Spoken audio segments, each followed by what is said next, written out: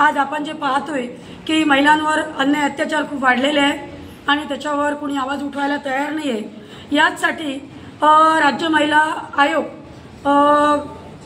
आपल्या इथे स्थापन झालेला आहे, मुंबईला स्थापन झालेला आहे। त्याच्यामध्ये काय झालंय की रुक्मिणीताई चाकणकर ज्या आहेत यांना संपूर्ण महाराष्ट्रभरातून हटवण्याची मागणी होती। ती का होत आहे की नुकतंच पुण्यामध्ये जे प्रकरण घडलंय वैष्णवी हगवण्याचं, वैष्णवी हगवण्याच्या प्रकरणामध्ये वैष्णवीला न्याय मिळाला नव्हता। वैष्णवीवर खूप अत्याचार झाले होते।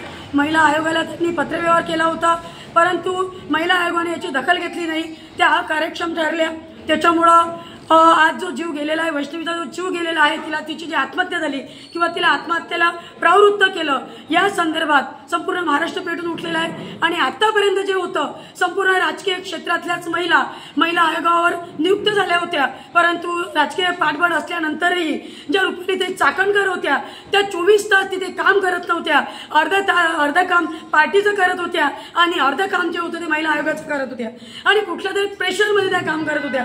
परंतु आज असं वाटतंय की महिला मुक्ती मोर्चाची संघटना आहे, ती महिला मुक्ती मोर्चा संघटना संपूर्ण महाराष्ट्रभर असून महिलांवर होणाऱ्या अन्याय अत्याचारासाठी काम करत आहे आणि संपूर्ण महाराष्ट्रातून असा आवाज होत आहे की महिला मुक्ती मोर्चा संघटनेची एक महिला राज्य महिला आयोगाला देण्यात यावी। त्यासाठी आज इथे पत्रकार परिषद घेण्यात आली होती आणि आम्हाला असं वाटते की पॉलिटिकल पार्टीची महिला तिथे नसून तिथे सामाजिक क्षेत्रामधली महिला तिथे द्यायला पाहिजे, अशी आमची मागणी आहे।